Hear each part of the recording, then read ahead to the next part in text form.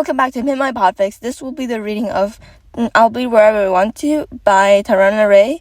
TanaraRay. And this is chapter 11. I woke up let me see the time, about an hour ago now. And it's 11:50 around there in the morning, so I if there's anything wrong with my voice or anything, or with the recording, well, the recording would blame CapCut. With my voice, I don't know. Just, So, do what you want with that, and let's get on with the chapter. The furry club is rich as fuck. The house looks like one of those manors from American movies with spiral staircases and chandeliers and drapes and shit. Katsuki would bet his ass they have a whole ass forest as a garden. He's seen maybe 3 corridors and 1 bigger room on his way to his new room. But it's enough to really confirm that this Bruce Wayne guy is filthy fucking rich. Not just a millionaire, but a billionaire for sure. And clinically insane to boot, because what the fuck is this? What the fuck? Katsuki's new room has a fucking ensuite bathroom with a bathtub and a shower. His parents are by no means poor. But this is a whole other level. This is insanity. It's also fucking heaven after sleeping in abandoned buildings. The infirmary bed has nothing on this literal fucking cloud. He could almost forget about the whole ass person watching him from the door. He doesn't though, because he's not stupid. Starfishing on the bed keeps his eyes on Todd, leaning against the door frame. What? Comfortable? He asked, with a weird-ass smile Katsuki can't interpret. Would be more comfortable without you fucking staring like a creep, he retorts. Yeah. He raises his hands in surrender and takes a step back from the door. Chill, I'll be gone in a minute. Well, what's fucking keeping you? Nothing. Your stuff is in the closet, by the way. A smug grin spreads on his face. Just a tip. I'd shower before I'd change if I was you. And he's gone, closing the door behind him, but Katsuki can hear him cackle through it, so he shouts "Fuck you!" after him. He does take a sniff of himself, though. He hadn't noticed any bad smells, but that's probably just saying he got used to it.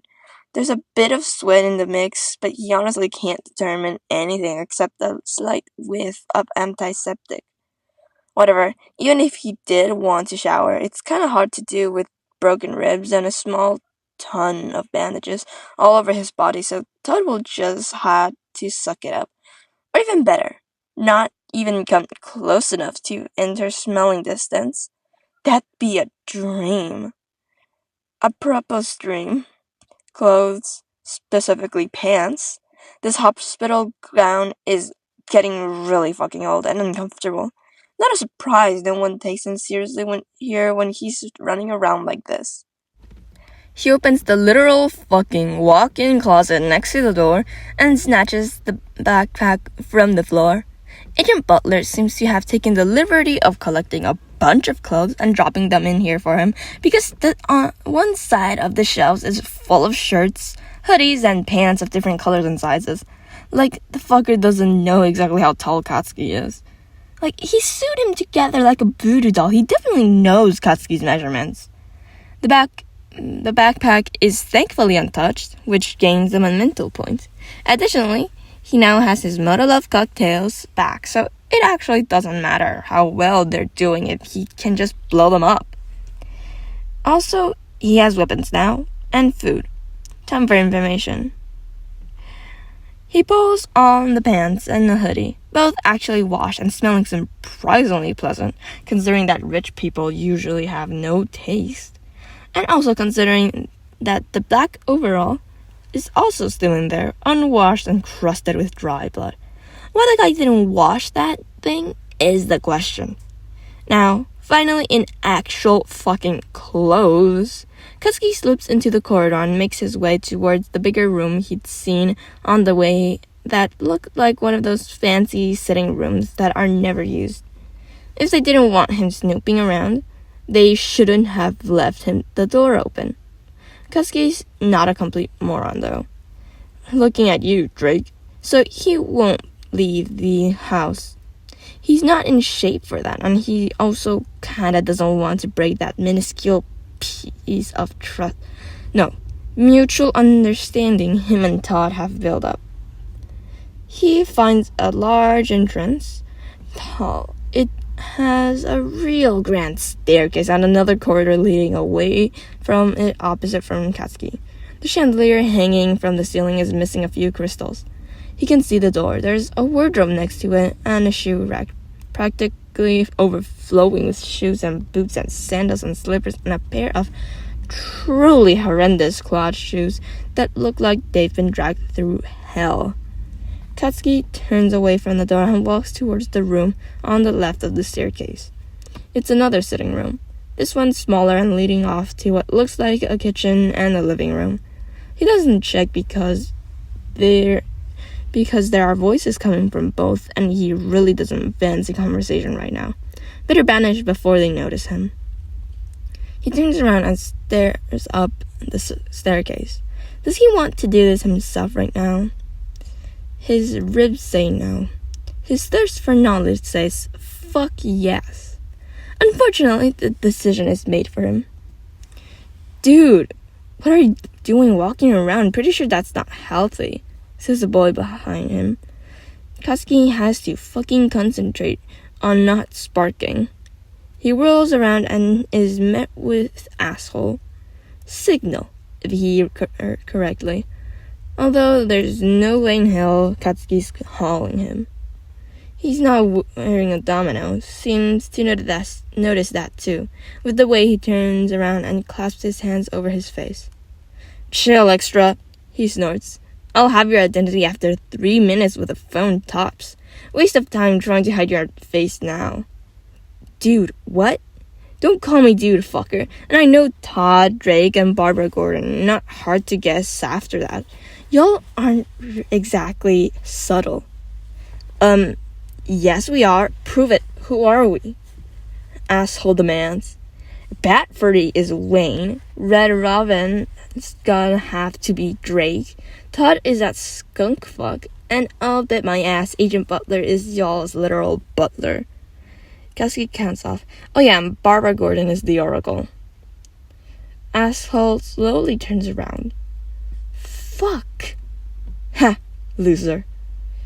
Why do you actually live together? Are you a cult? Asshole's eyebrows climb with every word. The fuck? Don't tell me you figured out our identities, but this is where you struggle. I'm not fucking struggling. Y'all are just weirdos. Katsuki scoffs. Fucking condescending bitch. What do you think? Jason is Wayne's adopted son? 10 is 2? Everyone lives in the same house. Ring any bells? He's actively trying not to laugh now. Wait, no, that'd be insanity. The kid? His kid? Wayne's kid? His own fucking child on the battlefield? No. Y'all are not a fucking family. I refuse. But asshole is fucking nodding. Fuck. You're even more insane than I thought. What the fuck kind of psychopath is Wayne? Is psychopath? What? Is he not aware that that's fucked up? Adopting children to make them into child soldiers is borderline what the LOB wanted from him. Pretty fucking similar. A child, in their case, a defenseless one, taken by an adult who wants to use them as a weapon. A man physically intimidating with the child dependent on him. Katsuki wants to throw up.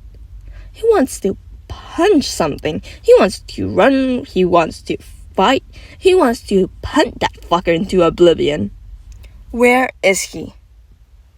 I don't know. Why? Signal seems confused, like he can't grasp why this could upset someone. Because he needs to die. Now. Alarm spreads on his face, and he shifts into a fighting stance. What? Why? I thought Jason talked to you. Yeah, well, Todd didn't fucking mention that y'all were being groomed by a fucking psycho. The guy freezes, gobsmacked. Kusky turns around and starts for his room. He needs his Molotov cocktails and a few painkillers if he wants to survive this. His speed walking is not nearly fast enough for the full-blown brawl he's planning to win today. Signal follows him. Groomed? What? No, listen, you misunderstood. No one is grooming anyone, okay? He's just... Yeah, sure, people don't usually notice when they're being manipulated, you know? I'm not trusting a fucking word you're saying. I know how this shit works. I was trained for this. He spits, dodging asshole's attempt to block his way. Trained? You're what, 14? First off, I'm fucking 16, moron. Second, do you honestly not see how fucking hypocritical that is? They take the last corner, and Kusky throws open the door to his room, only to be greeted by Purple, Sans, Domino, and Todd in full gear. Duke, what the fuck's going on? Purple inquires. He wants to kill B. Todd snorts. We've all been there. Good fucking riddance. At least one person here is sane. An ally. Kutsky goes for the closet and grabs his backpack. Where is he? The silence spreads behind him, and when he turns around, he's met with a whole silent conversation consisting only of accusatory looks thrown at random. Todd sighs and turns to him. You're serious about this? Not a question. But there's none of the enthusiasm Katsuki would have expected after that comment. He stiffens. I don't do well with groomers. Or child soldiers. Purple's jaw drops. Asshole sighs dejectedly, and Todd stares at him for a good few seconds after folding. His shoulders are shaking, and Katsuki's honestly a bit concerned for a second that he's having a mental break when mechanic cackle starts filtering through the voice changer on his helmet. Oh my god, this is gold. No! He descends back into laughter, collapsing onto Katsuki's bed like a house of cards. Dude, you're not helping. Purple complains, but she's smiling too, and Katsuki feels sparks run through his hands. No, I know, it's just... Oh my god, the idea Todd stutters out between bouts of laughter. Purple turns to Katsuki. B isn't grooming us. We all chose this. Hell, half of us actively blackmailed him into letting us help him. He has no other choice. Bullshit. That sounds like absolute bullshit. That brat can't be any older than 10. No one in hell is that not a fucking child soldier. He's 12, and he's an actual child soldier before B took him in. He was raised by assassins. Without B, he'd be killing innocent people right now. Signal sighs. Katsuki is... Yeah. No. This is fucking crazy. What the fuck? But the rest of us are similar. Cass, or an orphan, I guess? Anyways, she was also a weapon before she got to be a child. B gives us that. He's not a groomer. Yes, he's damaged, but we all are. We're family, not victims. Todd snorts. Nice speech. Duke nods. Thanks. I improvised. Family. B gives us that. Fuck. He drops the backpack. Why? Why does he do it? Katsuki knows his own reasons. It's his passion, his life goal. The one thing he's working towards, and he wants to be the best at. But some have other motivations. Round cheeks, 4 eyes, shitty hair, fucking Deku. They all have different reasons. What's his? Has he unlocked the tragic backstory level yet?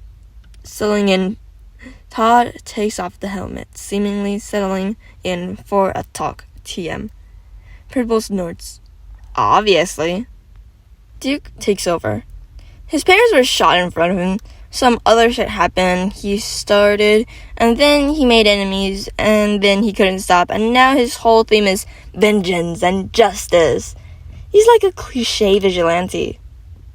Vigilante? Not hero? Katsuki can't help but ask, what makes him different? What laws does he not follow? No, vigilante. Leave the whole hero thing to Superman and so on. Purple answers, why?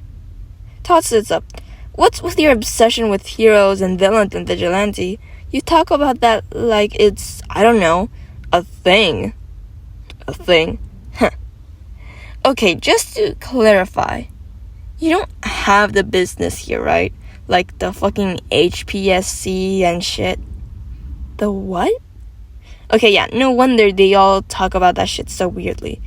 Heroism is a business in my dimension. It's supervised by the HPSC, the Hero Public Safety Commission, and if you're not registered, you count as a vigilante, he explains, trying to avoid mentioning the minor detail of quirks.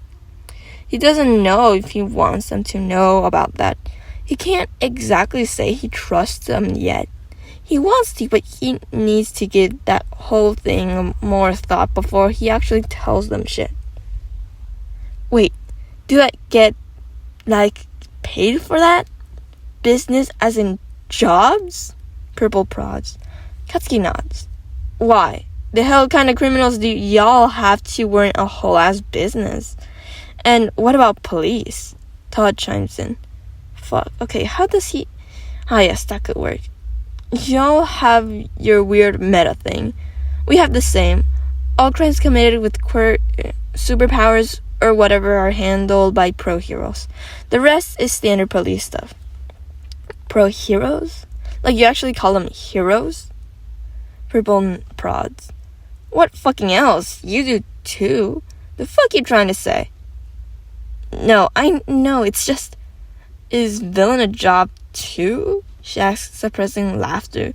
Like, just imagining that is the fucking funniest shit she's ever heard. Fuck off. No, it's not.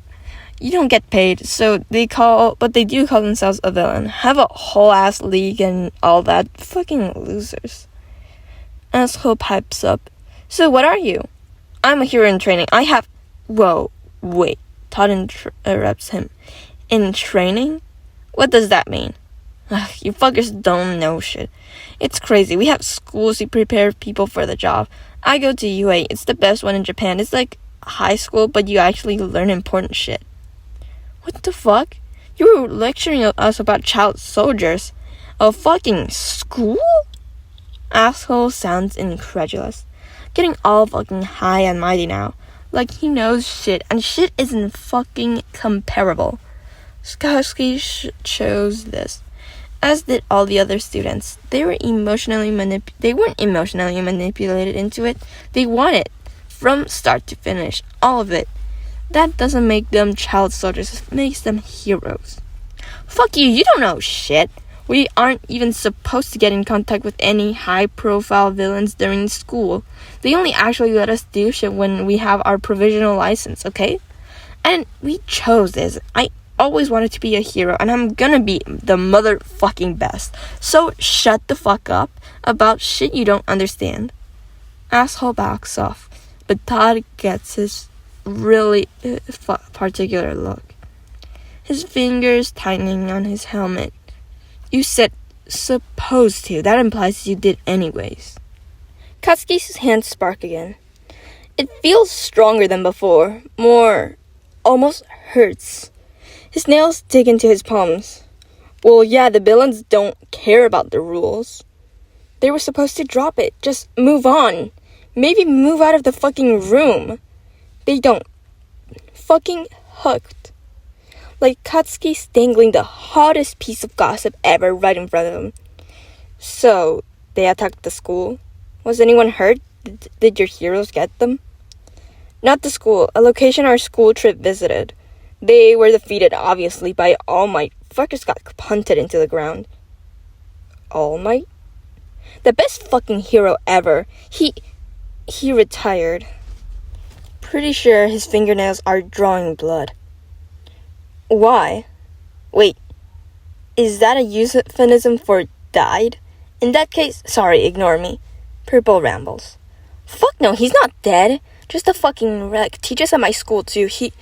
Whatever, you done now? Wreck as in hurt? Wreck as in a fucking walking skeleton that coughs blood. Now fuck off. Oh, were you like close? What about fuck off? What about fuck off do you not fucking get? It was my fucking fault he retired, okay? If I hadn't been so fucking weak, if we wouldn't be fighting a fucking war without our strongest hero. What you want me to say? Fuck off. Todd blanches, and pity. Fucking pity spreads on asshole's face, and Kasky can't fucking stand this shit. These fuckers coming in and getting all up in his fucking business and judging like they haven't any fucking idea about anything at all. Like they have the fucking right, cause they fucking don't. They just don't. Any of it. Sparks fly. Actual sparks. Bright and burning, dissolving in the air above his palms. They hurt, but don't burn him. Just explode out of him and disappear like a mirage. But they aren't. They're real. They're fucking real. His quirk is getting stronger, evolving, becoming visible. He tries again, consciously this time. Audience temporarily forgotten. And it works. Sparks fly. Only sparks, not explosions. But actual fire nonetheless. Visible, not just feeling in his hands anymore. A feral grin spreads on his face. This means it's not gone. He could get his quirk back. Whatever he's been doing these past few days, it made his quirk heal. He's not lost, not fucked. He just has to wait a bit. Just a bit, and he'll be fine. Please. Not gone, just healing. Like him, he's not dead, but just healing. He can get back, for fuck's sake. If his quirk can come back, then so can he. He will. He has to. When he looks up again, his eyes catch on his reflection in the window. It's fucking bizarre. What the fuck's happening? His hair, it was black in the abandoned building. He had a whole ass panic attack about it. He didn't fucking imagine that. No fucking way. But now, his roots are blonde. Like he grew out his hair for 3 months and then cut it. A whole ass transition between black and ash blonde. When did that happen? And how did he not notice? Wait. He turns on his heel and runs to the bathroom to the mirror. And there, his eyes have a red tint now. His body is coming back. And that was it for chapter 11 of I'll Be Where I Want to Bitch by TanaraRay. Link will be in the description as always. I'm rushing this a lot. I'm sorry if it's so ass. But I'm going on an unexpected trip and I didn't have anything pre-recorded. So I'm just recording in a rush because like none of my family knows I'm doing this. So I'm just doing this in such a rush.